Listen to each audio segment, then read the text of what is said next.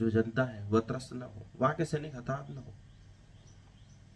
कम से कम जन हानि कर उन्होंने यह सिद्ध किया कि वो मानवता का कल्याण चाहते हैं। महाभारत युद्ध रोकने के लिए भी उन्होंने कई प्रयत्न किए, लेकिन जब अंत में कोई रास्ता न बचा तब यह महा विनाश की लीला प्रारंभ हुई। उसमें भी अर्जुन मोहग्रस्त हो गया तो उसे भगवत गीता का उपदेश दिया। यह देना आवश्यक था, क्योंकि वह मोहग्रस्त होने की जो अवस्था है पूरी मानव जाति के लिए एक संभावना है कि मोहग्रस्त अवस्था से कैसे मुक्त हुआ जाए, क्योंकि पूरी मानव जाति मोहग्रस्त होकर पड़ी है। आज भी उसी भगवत गीता के सही संदेश को समझने की आवश्यकता है, क्योंकि हम हर परिस्थिति में मोहग्रस्त हो जाते हैं और उससे मुक्त होने का उपाय हमें नहीं मिलता। वह उपाय हमें भगवत गीता में मिलता है। कृष्ण जो अर्जुन को समझा रहे हैं वह सबसे बड़ी मोहग्रस्त अवस्था है कि परिजनों को, अपने परिवारजनों को जिनके हाथ में हम खेलें, उनसे युद्ध कैसे किया जाए। उनसे युद्ध करना ही नहीं है, उनका वध भी करना है ताकि धर्म की स्थापना हो सके।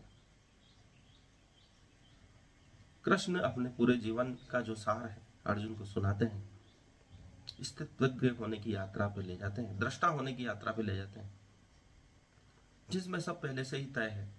हम सब परमात्मा को सौंप देते हैं और फिर वही करते हैं जो परमात्मा चाहता है, क्योंकि जब पहले से ही तय है। कृष्ण अर्जुन से कहते हैं ये सब पहले ही मरे हुए हैं, इनका भाग्य नियत है, तय है, सिर्फ तुम्हें तो अपना रोल अदा करना है, अपनी भूमिका अदा करनी है दृष्टा भाव से।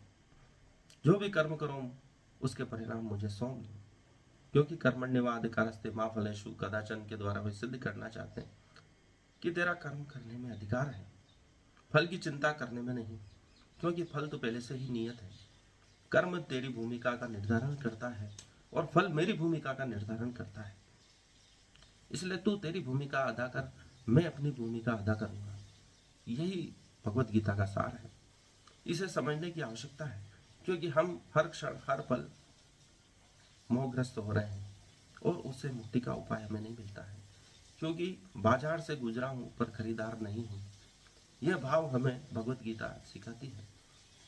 यह संसार एक बाजार है, यहाँ से गुजर जाना है, यहाँ ठहरना नहीं है।